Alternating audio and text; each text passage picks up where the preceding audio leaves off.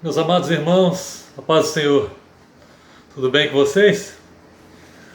Espero que todos estejam muito bem, com muita saúde e que todos estejam acordados, para mais uma escola bíblica dominical. Nós somos muito gratos a Deus.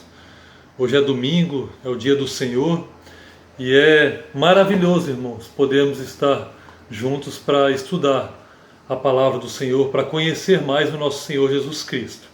Então, você que está acordado aí, atento à aula, dá um likezinho aí, faz um comentáriozinho no chat para eu saber que você está presente e para que eu possa também dar aquele puxãozinho de orelha de leve naqueles que no dia do Senhor resolveram dormir até mais tarde e perderam a escola bíblica dominical. Ok? Nós estamos nesse trimestre estudando a revista Jesus e o Reino de Deus.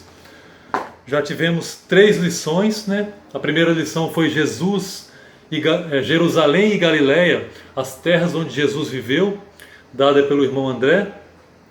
A segunda lição foi Conhecendo Jesus de Nazaré. Essa lição foi dada pela irmã Clarissa.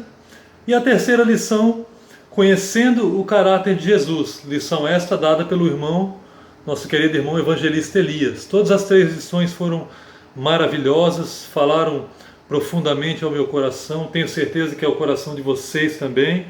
Foram lições muito edificantes. E eu espero em Deus, e eu oro a Deus, que também essa lição de hoje, nossa lição de número 4, como se deu o ministério de Jesus, seja também uma lição muito proveitosa para as nossas vidas. Ok? Então você que está com a revista, me acompanhe. Eu estarei lendo nesse momento a leitura bíblica em classe. Você que está nos acompanhando e não tem uma revista, você pode acompanhar na sua Bíblia Sagrada. Você que tem um exemplar da Bíblia Sagrada em casa, acompanhe na sua Bíblia. Deus há de falar ao seu coração. A nossa leitura bíblica em classe se encontra em Marcos capítulo 1, e eu vou ler aqui do versículo 14 ao versículo 20. Então eu leio aqui e vocês acompanham comigo. Versículo 14. E depois que João foi entregue à prisão, veio Jesus para a Galileia, pregando o evangelho do reino de Deus, e dizendo: o tempo está cumprido, o reino de Deus está próximo, arrependei-vos e crede no evangelho. E andando junto ao mar da Galileia, viu Simão e André, seu irmão, que lançavam a rede ao mar, pois eram pescadores. E Jesus lhes disse: vinde após mim, e eu farei que sejais pescadores de homens. E deixando logo as suas redes, os seguiram. E passando ali um pouco mais adiante, viu Tiago, filho de Zebedeu, e João, seu irmão, que estavam no barco consertando as redes, e logo os chamou. E eles, deixando seu pai Zebedeu no barco com os empregados, foram após ele. Louvado seja Deus. Que texto maravilhoso, irmãos? Nós vamos nesse momento fazer uma oração antes de nós entrarmos propriamente nos pontos da revista. Eu quero convidar você a fechar os seus olhos, curvar a sua cabeça e vamos nesse momento pedir a bênção de Deus sobre as nossas vidas, para que Ele nos instrua, o seu Espírito nos instrua nessa aula, ok?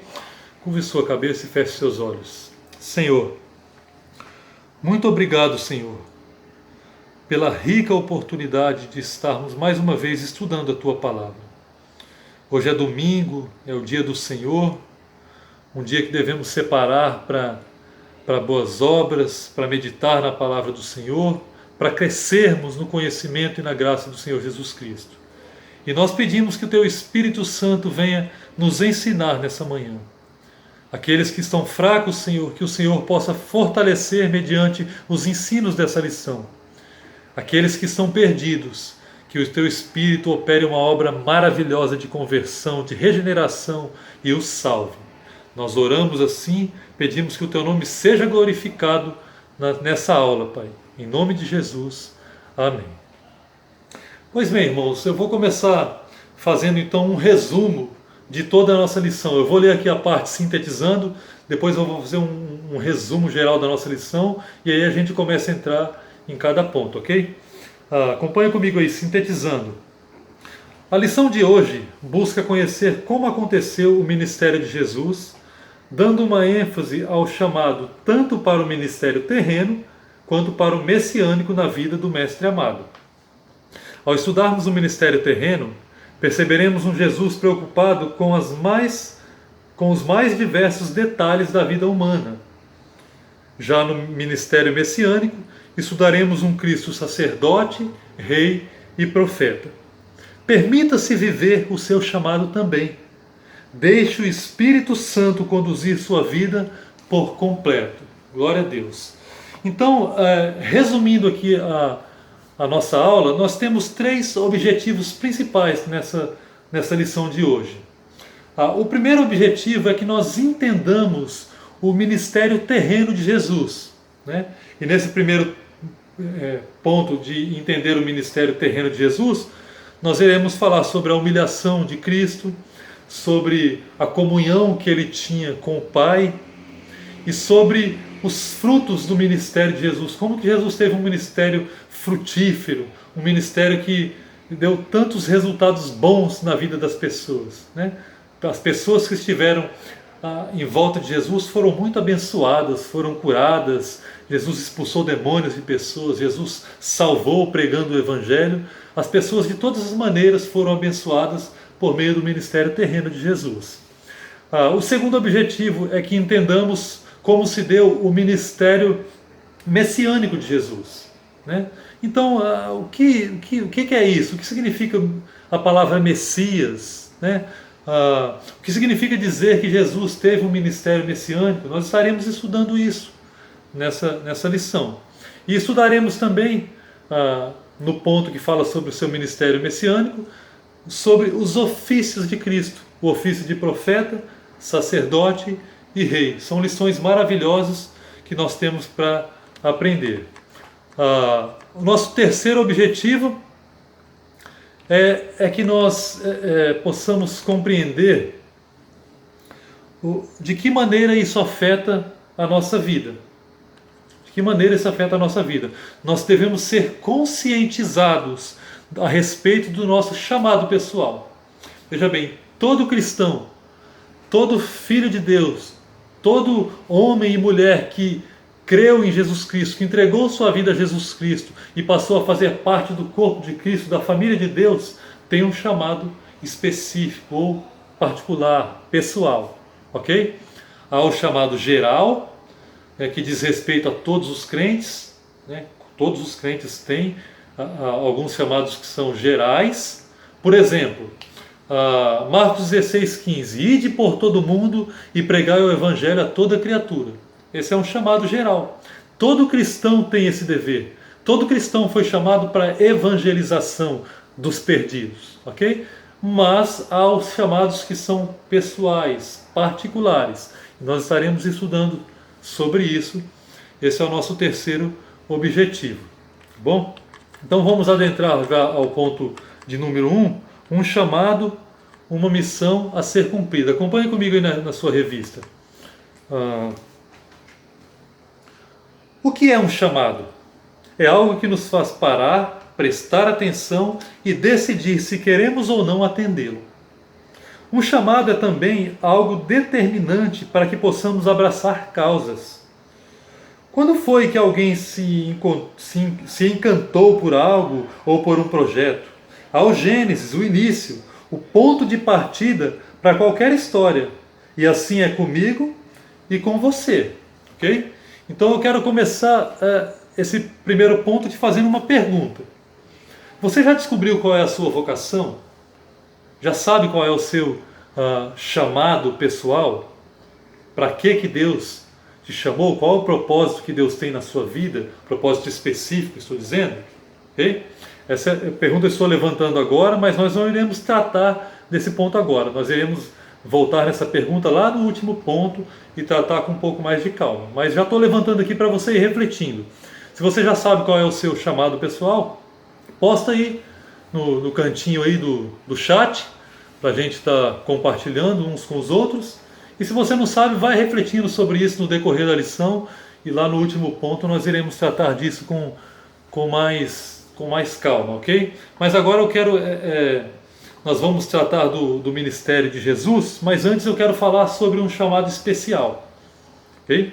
O maior e melhor de todos os chamados, um chamado que diz respeito a todas as pessoas. Que chamado é esse? Esse chamado está inserido aqui na nossa leitura bíblica em classe. É o chamado à salvação. Então você que está me ouvindo, acompanhando essa aula, seja você que vai a alguma igreja, ou você que nunca frequentou, a questão é, você tem convicção da sua salvação? Porque o maior de todos os chamados, o chamado mais gracioso é o chamado à salvação. E esse chamado diz respeito a você que ainda não entregou a sua vida a Cristo.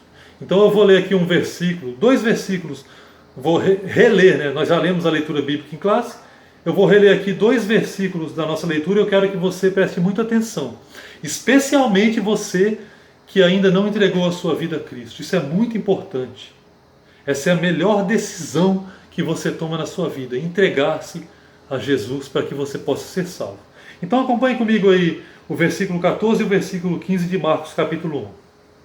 E depois que João foi entregue à prisão, veio Jesus para a Galiléia pregando o evangelho do reino de Deus e dizendo: o tempo está cumprido, o reino de Deus está próximo, arrependei-vos e crede no evangelho. Então veja bem, esse é um chamado ao arrependimento e à fé. Então você que está acompanhando essa aula, você que não entregou ainda sua vida a Cristo, quer seja você uma pessoa religiosa que vai à igreja ou não vai, se você ainda não entregou a sua vida a Cristo, Cristo está te chamando nesse momento a se arrepender dos seus pecados e crer no Evangelho. E se você fizer isso, se você depositar a sua confiança em Jesus Cristo, você, sem dúvida alguma, você será salvo. Não importa o que você já fez nessa vida, não importa quão mal você já foi, não importa o quanto você já pecou, basta que você nesse momento entregue, confie, creia no Filho de Deus, no sacrifício perfeito dele na cruz do Calvário, e você será salvo, ok? Então eu abri um parênteses aqui para tratar desse chamado especial, que diz respeito a todos aqueles que não entregaram ainda suas vidas a Cristo. E agora nós entraremos propriamente na lição e iremos falar agora sobre o chamado de Jesus. Tá? Continua comigo aí na revista. Eu disse que todos nós temos um chamado, né? E com Jesus não foi diferente. Ele recebeu um chamado e o abraçou intensamente. É claro que esse chamado não aconteceu quando Cristo já era o Verbo que se fez carne. O chamado de Jesus foi muito antes dos dias na Galiléia ou em Jerusalém. Desde a fundação do mundo, esse chamado já estava planejado. Logo, quando o homem escolheu o pecado e perdeu a comunhão com Deus, algo estava planejado nos céus para resolver essa enrascada. O plano divino de redenção da humanidade foi desenhado por Deus, e a Cristo coube o papel central nessa história. 1 Pedro 1, versos 19 e 20. Ele seria o Cordeiro que iria morrer para que todos nós tivéssemos vida. Isaías capítulo 53. Então veja que importante. Temos algumas lições muito importantes aqui que nós iremos aprender sobre o chamado de Jesus. Primeiro, qual era o chamado de Jesus? Lendo aqui a revista, você conseguiu entender? Está muito claro, né? Qual era o chamado de Jesus? Como foi... qual era o chamado de Jesus? O chamado de Jesus, está muito claro aqui, era salvar a humanidade caída. No Éden, Deus colocou o homem, Deus havia criado o homem perfeito, sem pecado, e Deus deu uma ordem ao homem. O homem desobedeceu a ordem de Deus, e então o pecado entrou no mundo, e com o pecado a morte. Deus, que é justo, poderia muito bem ter condenado o homem, mas por causa do seu amor, ele decidiu salvá-lo. Agora, quando foi que se deu esse chamado? Esse chamado se deu antes da fundação do mundo. Isso significa que Jesus não foi pego de surpresa. Deus não foi pego de surpresa. Deus não ficou espantado porque o homem pecou. Nosso Deus é um Deus poderoso. Ele é onisciente, ele sabe todas as coisas de antemão. Então, em Apocalipse 13, versículo 8, fala do Cordeiro que foi morto desde a fundação do mundo. O chamado de Jesus era para salvar a humanidade. E esse chamado não começou quando ele estava aqui na terra. Esse chamado já tinha sido feito lá atrás, desde a fundação do mundo. Antes que Deus dissesse haja luz, Deus disse haja cruz. Isso é maravilhoso. Nós poderíamos todos estar condenados eternamente ao inferno, ao lago de fogo, mas por causa do amor de Deus, Ele desde a fundação do mundo providenciou um plano de resgate, de salvação, para que nós fôssemos novamente reconciliados com Ele. Agora, uma pergunta muito importante que nós devemos entender: o que o chamado de Jesus lhe custou? Como foi que Jesus resgatou o homem? Você sabe me responder isso? Em 1 Pedro, está aqui na nossa revista, capítulo 1, versículos 18 a 20, diz assim: sabendo que não foi com coisas corruptíveis, como prata ou ouro, que fostes resgatados da vossa vã maneira de viver, que por tradição recebestes de vossos pais, mas com o precioso sangue de Cristo, como de um cordeiro imaculado e incontaminado, o qual, na verdade, em outro tempo foi conhecido ainda antes da fundação do mundo, mas manifestado nesses últimos tempos por amor de vós. Olha que versículo maravilhoso, irmãos. Jesus, pelo seu amor, se entregou por nós. O seu ministério custou sangue, custou a sua morte na cruz do Calvário, para que nós pudéssemos ser salvos. Isso é maravilhoso. Bendito seja o nosso Senhor Jesus. Olha o ponto 2 aí. O ministério terreno de Jesus. Vamos falar um pouco sobre o ministério terreno de Jesus. E há 3 lições aqui.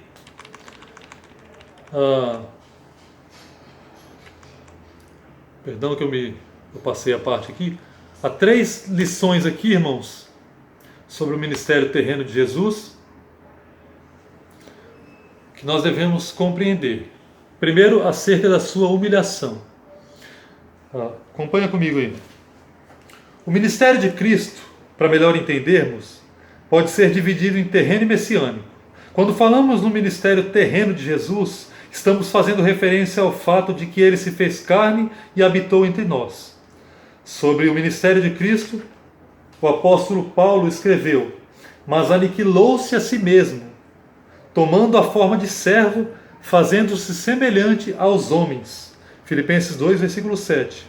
Jesus, sendo Deus, se fez homem para habitar entre nós. João 1, versículo 14. Sendo rico, se fez pobre. Sendo santo, aquele que não conheceu o pecado, o fez pecado por nós.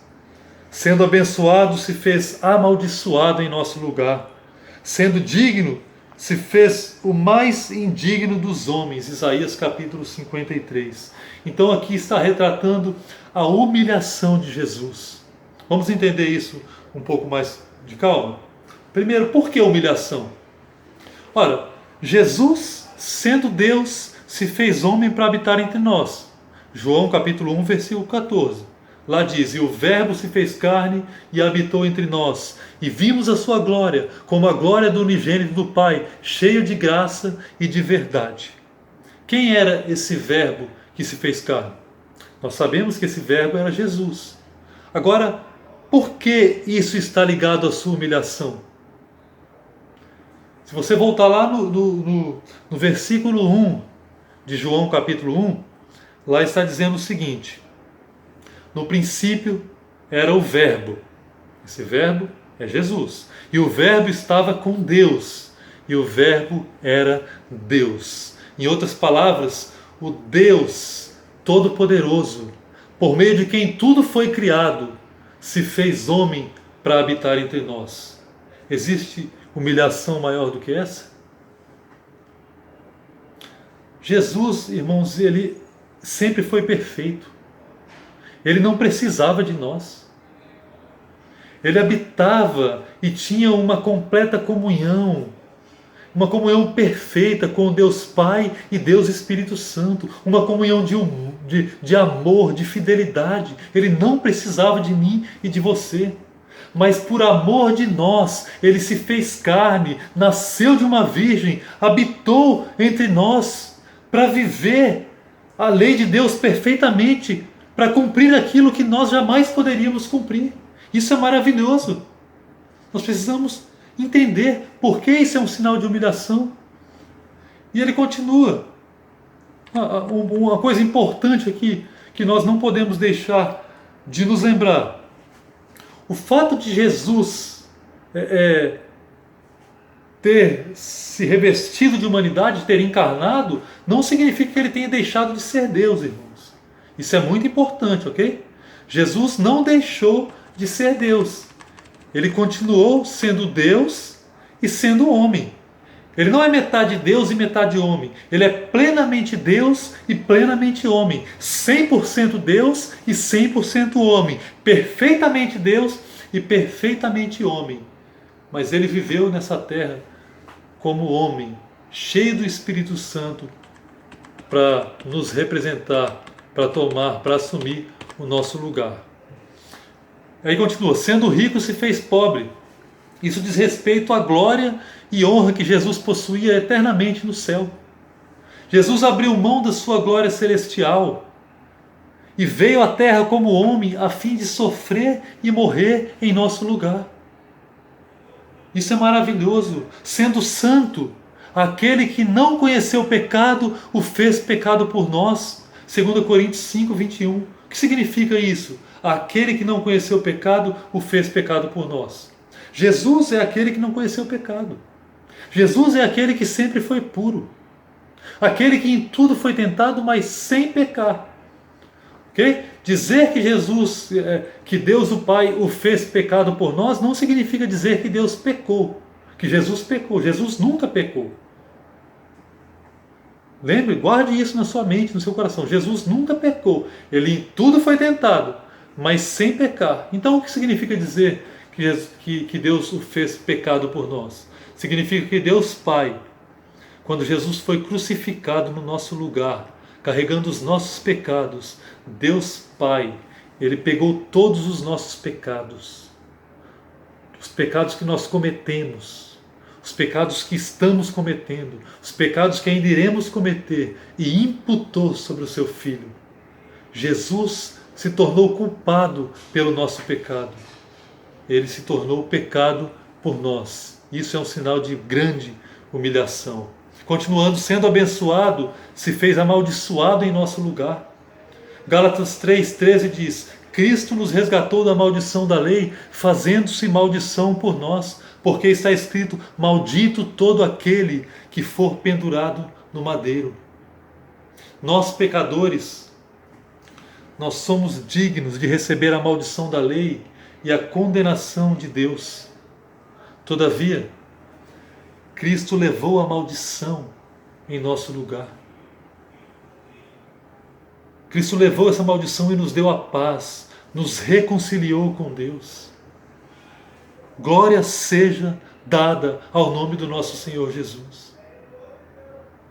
Sendo digno, se fez indigno. Isaías 53, versículo 3, diz que ele era um homem de dores.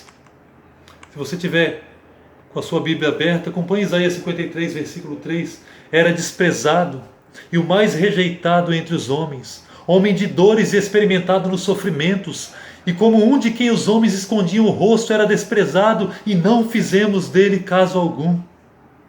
Nós o desprezamos. Nós fomos culpados pelo que Cristo passou. Isso tudo diz respeito à grande humilhação de Cristo. E teve muito mais, que nós não temos tempo para citar aqui. Ok? O segundo ponto aqui é sobre a sua comunhão com o Pai. Veja, acompanhe aí comigo na revista. Jesus, em seu ministério terreno, nos inspira com a sua forma de agir no dia a dia. Ele orava e jejuava, ia ao templo e às sinagogas, lia as Escrituras. Veja que maravilhoso. O Filho de Deus orava e jejuava, ia ao templo e às sinagogas, lia as Escrituras. E nós? Será que nós estamos fazendo isso? Nós temos tido uma vida de comunhão com Deus por meio da oração, por meio do jejum, frequentando regularmente os cultos, aprendendo a palavra de Deus. Nós temos amado a Escritura. Se Jesus, que era o Filho de Deus, se fez homem para morrer no nosso lugar, para nos resgatar, se Ele fazia isso, irmãos, quanto mais nós devemos fazer? Vamos aprender com Jesus a ter comunhão com o nosso Deus. Nós não podemos desprezar os meios de graça que Deus nos deu. Outro ponto é os frutos do ministério de Jesus. Olha, e também curava os enfermos, expulsava os demônios, ensinava a palavra. Além disso, Jesus era profeta, evangelista, pastor, mestre e diácono. Jesus fazia de tudo. Ele se doava para as pessoas. Ele curava as pessoas, ele expulsava os demônios, ele ensinava a elas a palavra, eles pregavam e elas eram salvas. Ele amava as pessoas a tal ponto de dar a sua própria vida por elas. Então, se nós quisermos ser bênção na vida das pessoas, se nós quisermos ser um canal para que as pessoas sejam salvas, se quisermos orar para que elas sejam curadas, se quisermos expulsar demônios, nós devemos ter uma vida plena de comunhão com Deus. Devemos seguir o exemplo de Jesus e ter uma vida de oração, jejum, uma vida de conhecimento da palavra de Deus, uma vida de intimidade com o nosso Deus. Terceiro ponto aqui da nossa lição, vamos falar agora sobre o ministério messiânico de Jesus. Ok? Então acompanha comigo na revista. O ministério de Jesus foi também messiânico. O que isso significa? Que ele foi o Messias tão esperado e diversas vezes citado nas Escrituras Sagradas. O que significa a palavra Messias? Lembra que eu disse no início que nós iríamos tratar sobre isso? Então vamos lá, o que significa a palavra Messias? Você que sabe, coloca aí no cantinho aí, escreve aí no chat aí o significado da palavra Messias. Colocou aí?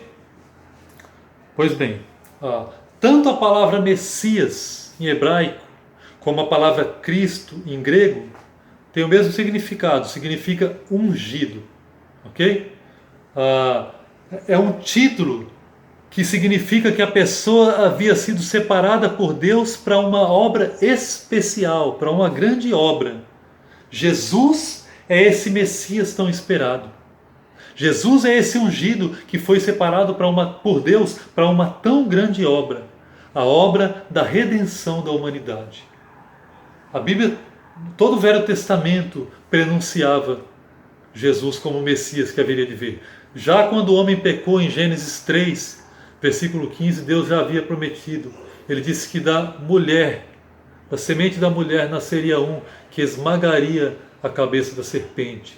Isso era uma referência ao Messias que já estava ali sendo prometido. Todos os profetas falaram sobre Jesus. Todos os profetas profetizaram a vinda de Jesus como esse Messias. Por isso nós chamamos o ministério de Jesus de ministério messiânico. Tá? Vamos entrar agora então nos ofícios de Jesus. Vamos falar sobre os 3 ofícios, que é o de profeta, sacerdote e rei. Irmãos, eu estou correndo aqui porque tem bastante coisa para falar e o tempo é muito curto. Então os irmãos me perdoem, né? Talvez não esteja ficando tão compreensivo, mas depois os irmãos voltam lá e vejam a aula de novo, ok? E aí vai dar para entender melhor. Mas vamos lá, vamos falar sobre os ofícios de Cristo. O ministério messiânico de Jesus abrange 3 ofícios: sacerdote, rei e profeta. O ofício sacerdotal de Jesus não tem origem em uma família ou tribo específica, já que ele era da tribo de Judá e não de Levi, de onde deveriam vir os sacerdotes. Também não era temporário, muito pelo contrário. Cristo é o sacerdote perpétuo, Hebreus 7, 23, 24, e especial. Por quê? Pois ele mesmo se deu em sacrifício por nós. Glória a Deus. Como rei, foi totalmente único, nascendo coroado de majestade, Mateus 2, versículo 2, ao passo que os outros reis dependem de circunstâncias humanas para subirem ao trono. Como profeta, Cristo cumpriu a promessa feita a Moisés em Deuteronômio 18, versículo 18, e foi poderoso em obras e palavras. Lucas 24, versículo 19. Então, acerca dos três ofícios de Cristo, vamos entender aqui. Na época do Antigo Testamento, havia três classes de mediadores entre Deus e o homem: o profeta, o sacerdote e o rei. Cristo, como o perfeito mediador, lá em 2 Timóteo, capítulo 2, versículo 5, está escrito que há um só Deus e um só mediador entre Deus e os homens. Quem é? Jesus Cristo, o homem. Então Cristo, como esse perfeito mediador, reúne em si mesmo esses três ofícios. Ele é a única pessoa que reúne em si mesmo esses três ofícios, de profeta, sacerdote e rei. Por que isso era necessário? Isso era necessário por duas razões. Primeiro, por causa da natureza, do caráter santo e justo de Deus. E segundo, por causa da nossa natureza pecaminosa. Ok? Vamos entender isso.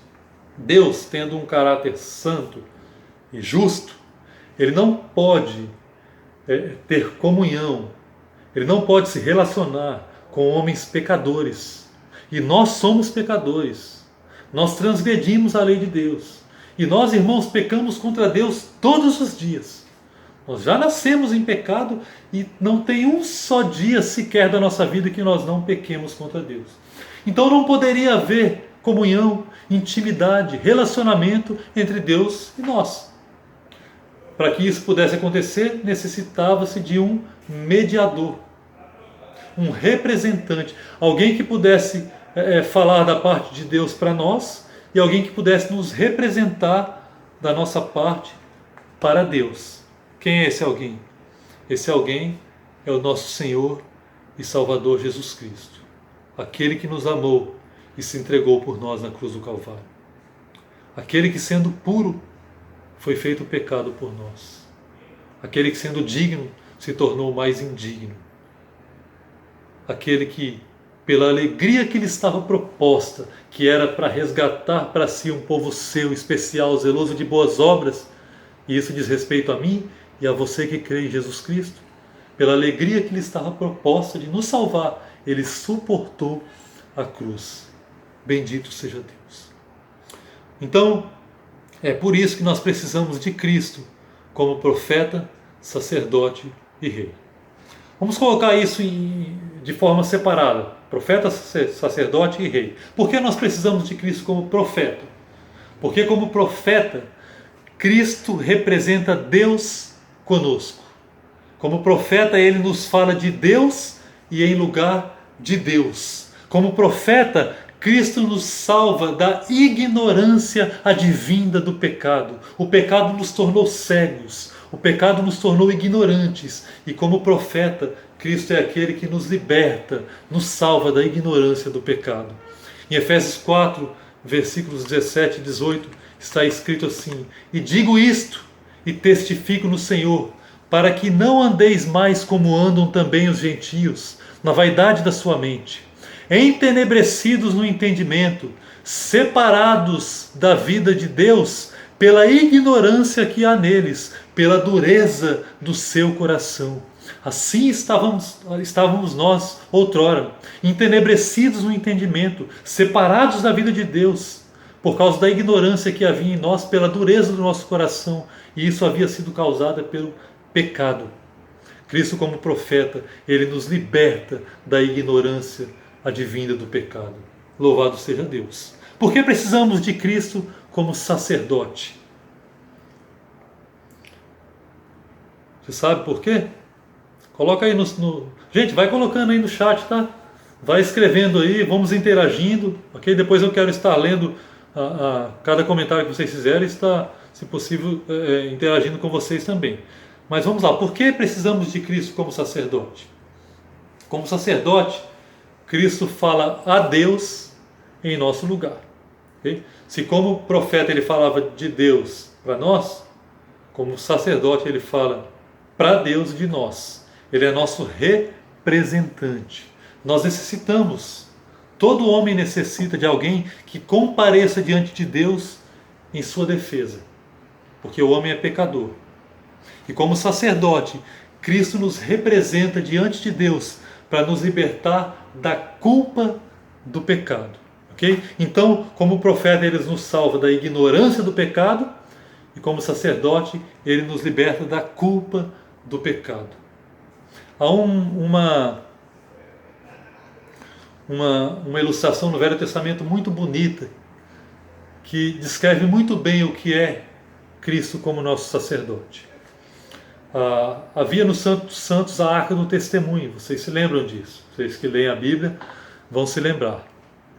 Dentro dessa arca havia alguns itens. Havia a tábua da lei que havia sido quebrada, havia uma porção com um pote com uma porção de maná, e havia a vara de Arão que florescera. Né? A arca, ela tinha uma tampa chamada propiciatório, e em cima dessa tampa haviam 2 querubins que ficavam olhando para dentro da arca, o querubim da retidão e da justiça. Por que eles ficavam olhando para dentro da arca? Porque eles ficavam testemunhando o pecado de rejeição do povo. Por isso que é a arca do testemunho, porque os querubins ficavam testemunhando o pecado de rebelião, de rejeição do povo. No que diz respeito às 2 tábuas da lei, os querubins testemunhavam a rejeição do povo à lei de Deus. Quando Moisés sobe no monte para receber a lei, o povo cai na idolatria, começa a fazer todo quanto é tipo de pecado, né? Então, a tábua está ali para testemunhar contra o povo. Os querubins estão testemunhando o pecado de rejeição da lei de Deus. O pote de maná, a porção de maná, está ali, e os querubins estão testemunhando o pecado de rejeição da provisão de Deus. Deus no deserto estava suprindo o povo e começou a mandar maná para o povo. A Bíblia diz que era o pão do céu. E esse povo começou a murmurar contra Deus, murmurar contra Moisés e contra Deus, dizendo: a nossa alma tem fastio, tem nojo desse pão tão vil. Eles estavam sentindo nojo da provisão de Deus.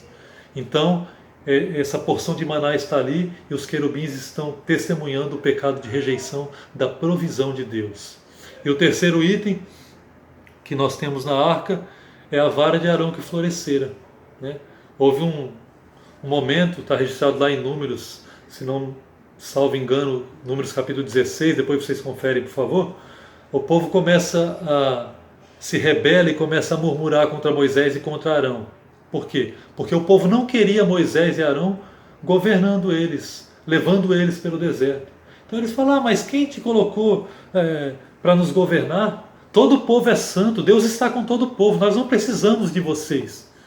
Então Deus manda a Moisés que separe os cabeças de cada tribo, 12 cabeças, cada um pegue uma vara e escreva o seu nome na vara, representando cada tribo, e a vara de Levi, na vara da tribo de Levi seria escrito o nome de Arão. E Deus disse que a vara que florescesse, essa era a vara daquele a quem ele chamou para governar o povo. A vara de Arão foi a vara que floresceu. Então essa vara está ali dentro da arca do testemunho, representando o pecado de rejeição do governo de Deus. Então, resumindo tudo, os querubins estão testemunhando a rejeição da lei de Deus, estão testemunhando que o povo rejeitou a provisão de Deus e estão testemunhando que o povo rejeitou o governo de Deus. Irmãos, isso diz respeito a todos nós. Muitas vezes nós somos ingratos, somos murmuradores, rejeitamos a lei de Deus, rejeitamos a provisão de Deus, reclamamos da provisão de Deus, rejeitamos o governo de Deus, né, que é colocado sobre nós, por exemplo, na nossa igreja local. Quantas vezes nós vemos pessoas se rebelando contra a liderança da igreja local? Isso é um pecado terrível, terrível. E os querubins estavam ali testemunhando isso. Então o que acontecia? O sacerdote entrava no Santo dos Santos com sangue e ele colocava sangue ali em cima da tampa do propiciatório. Após colocar o sangue em cima da tampa, os querubins, ao olhar para dentro da arca, eles não viam mais o pecado do povo. Eles viam o sangue que foi colocado em cima do propiciatório. Louvado seja Deus, irmãos. Foi isso que Cristo, como sacerdote, fez por nós. Na cruz do Calvário, quando Jesus foi crucificado, ele estava ali tanto como sacerdote, como também como sacrifício. Ele era o nosso representante como sacerdote e ele foi o nosso sacrifício, a oferta. Ele se ofereceu a si mesmo como cordeiro imaculado, cordeiro perfeito, para morrer, para derramar o seu sangue, para que nós pudéssemos ser salvos. Bendito seja Deus. Então, Cristo aparece no Santo dos Santos, na presença de Deus nos céus, e apresenta a Deus o seu próprio sangue em nosso lugar. Por isso ele é o nosso sacerdote perfeito. Bendito seja o nome do nosso Senhor Jesus Cristo. Por fim, por que precisamos de Cristo como Rei? Como Rei, Cristo é a cabeça representativa da nova humanidade. Quando nós estávamos mortos em nossos pecados, quando nós ainda não críamos no Senhor Jesus Cristo, nós estávamos perdidos, nós éramos representados por Adão. Nós éramos filhos de Adão, nós estávamos em Adão. A partir do momento em que nós passamos a crer na pessoa e no sacrifício perfeito de Jesus Cristo realizado na cruz, Cristo passa a ser o nosso representante. Cristo passa a ser o nosso cabeça. Nós passamos a fazer parte do seu corpo e ele é o nosso Rei. Como Rei, Cristo nos liberta do domínio do pecado. Lá em Colossenses 1, no versículo 13 está escrito: o qual nos tirou da potestade das trevas e nos transportou para o reino do Filho do seu amor. Bendito seja Deus. Nós estávamos em trevas, no reino das trevas, mas Cristo nos resgatou e nos transportou para o reino do Filho do seu amor. Somente como Rei, Ele pode libertar-nos do reino das trevas e nos introduzir no reino sobre o qual Ele governa e do qual nos tornamos cidadãos. Bendito seja Deus. Eu quero te perguntar, Cristo, na sua vida, é Senhor e Salvador? Ele é o seu profeta, o seu sacerdote e o seu Rei? Se Ele não é, eu te conclamo, eu te convoco, eu imploro a você, entregue a sua vida a Cristo agora mesmo. Confie no sacrifício perfeito de Jesus na cruz do Calvário e você será salvo. Mais uma vez eu repito, não importa o que você já fez, não importa quão mal você tenha sido, não importa quanto você tenha pecado, por mais abomináveis que tenham sido os seus pecados, entrega a sua vida a Cristo. Entrega a sua vida a Cristo. E você que já vive para Cristo, você que já está nele, que já se entregou, que já crê, que já confia no sacrifício perfeito dele, eu quero te fazer aquela pergunta que eu fiz no início. Você já descobriu qual é o seu chamado? Nós vamos então para o último ponto e estamos já indo para a reta final da nossa lição. Quarto ponto aí, qual é o seu chamado? Jesus cumpriu o seu chamado e hoje ele está à direita do Pai. Marcos 16, versículo 19. Essa verdade nos inspira, já que atendendo ao chamado, Cristo nos salvou. Mas e você? Qual a sua postura frente a esse exemplo? O que você tem feito para descobrir a vontade do Pai para a sua vida? É preciso buscar e pedir a Deus para que Ele revele a você o seu propósito, para finalmente você dizer sim e viver plenamente tal desafio. A seara é grande e muitas almas estão à sua espera. Dê ouvidos ao chamado de Deus. Responda, meu irmão, você já sabe qual é o seu chamado, qual é a sua vocação, para que propósito Deus te chamou? Eu não quero aqui fazer dicotomia, ok? Falar apenas que chamado diz respeito à igreja e o que está lá fora é algo secular. Nós não podemos fazer esse tipo de dicotomia, de divisão. Algumas pessoas serão chamadas, por exemplo, para ser pastor, para ser diácono. Outros serão chamados para ser médico, advogado, motorista, né, porteiro. Isso não importa. Tanto o seu chamado que diz respeito à igreja local, como o seu chamado lá fora, devem ser feitos, administrados, vividos para a glória de Deus. Okay? Então, às vezes a gente tem esse costume de achar que quando fala de chamado de Deus, não, isso está falando de dentro da igreja. Mas, poxa, mas eu não me vejo como pastor, não me vejo como diácono, não tenho vocação para isso, então será que Deus não me chamou para nada? Talvez Deus te chamou para ser um advogado. Ok? Isso não significa que você não terá participação na igreja local. Todos temos dons que o Espírito Santo nos dá, e esses dons são dados soberanamente pelo Espírito para o bem do corpo, para a edificação do corpo. E você certamente tem algum dom específico que o Espírito Santo te deu ou irá te dar. Você precisa orar por esses dons, ok? Duas perguntas feitas aqui na revista. Qual a sua postura frente a esse exemplo? Que exemplo? O exemplo de Cristo que nós estudamos.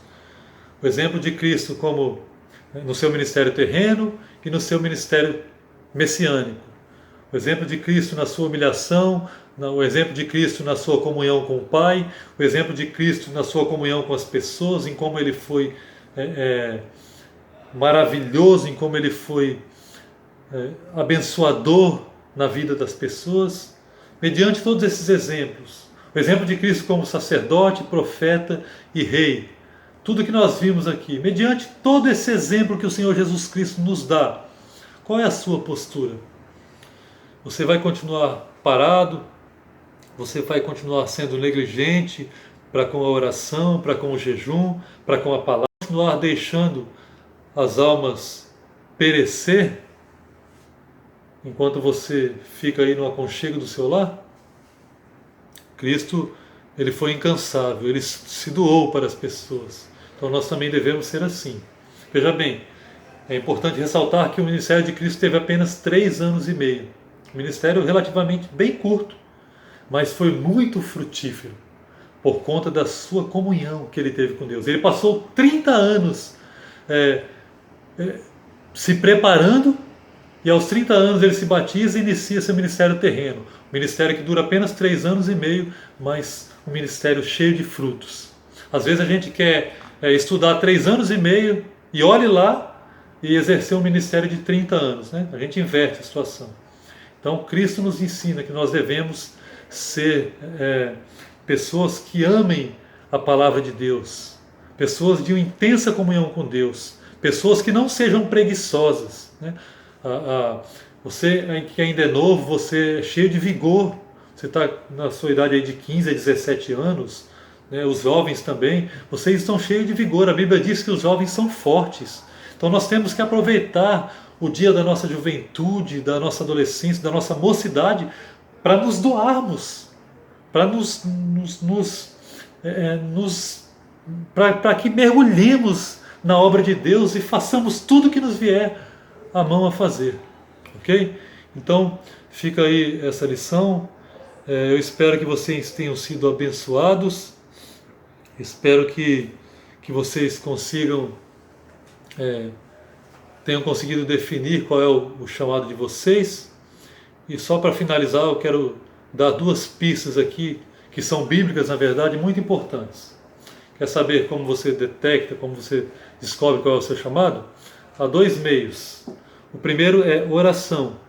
O segundo é envolvimento. Já falei aqui sobre oração e envolvimento, mas só ressaltando. Nós devemos orar para que Deus nos mostre qual é o nosso chamado, qual é a nossa vocação, o que Ele quer que façamos, e nós devemos nos envolver. Okay? Às vezes a gente quer ficar tranquilo, não queremos nos envolver, somos tímidos, mas não faça isso. Se envolva com a obra de Deus. Há muito trabalho na igreja a fazer. Né? E trabalhar para Deus não é apenas pregar, não é apenas evangelizar. Limpar um banheiro é trabalhar para Deus. Varrer um chão é trabalhar para Deus. Okay?